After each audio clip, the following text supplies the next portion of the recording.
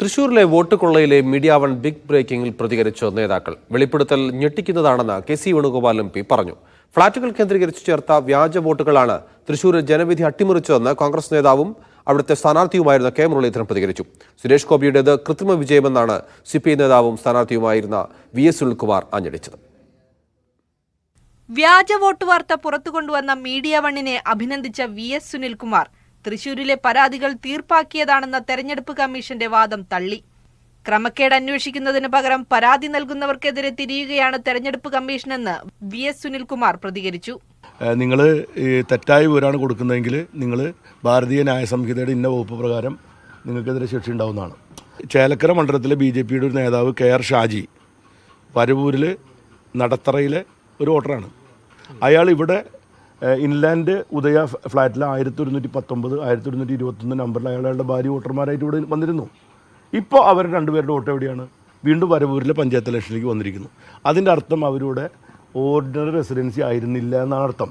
BJPയുടെ membership miss call അടിച്ചാൽ കിട്ടുമെന്ന് പറഞ്ഞ പോലെയാണ് സത്യം പറഞ്ഞാൽ വോട്ടർമാരെ വോട്ട് ചേർക്കുന്ന പരിപാടി ഉണ്ടായിരുന്നത്. വോട്ട് ക്രമക്കേടിൽ നേരത്തെ പരാതി നൽകിയിട്ടും നടപടിയുണ്ടായില്ലെന്ന് കെ മുരളീധരൻ പറഞ്ഞു. പല പരാതികളും അന്ന് റിട്ടേണിംഗ് ഓഫീസറായിരുന്ന കളക്ടർ പരിഗണിച്ചിരുന്നില്ല. അന്ന് തന്നെ ഞങ്ങൾക്ക് ഇക്കാര്യത്തിൽ വളരെയധികം സംശയങ്ങൾ ഉണ്ടായിരുന്നു. ഫ്ളാറ്റുകൾ കേന്ദ്രീകരിച്ച് ചേർത്ത വോട്ടുകളാണ് അവിടെ ജനവിധി അട്ടിമറിച്ചത്. ജനാധിപത്യത്തെ അട്ടിമറിക്കുന്ന കാര്യങ്ങളാണ് നടക്കുന്നതെന്ന് കെ.സി. വേണുഗോപാൽ. അപ്പോൾ കേരളം പോലുള്ള നാട്ടിൽ പോലും ടാർഗറ്റഡ് ആയിട്ട് ഒരു തൃശ്ശൂർ സീറ്റിന് വേണ്ടിയിട്ട് ഈ ശ്രമം നടത്തിയിട്ടുണ്ടെന്നാണ് വ്യക്തമാക്കപ്പെടുന്നത്. ജനാധിപത്യത്തെ അട്ടിമറിക്കുന്ന സ്വഭാവമല്ലേ?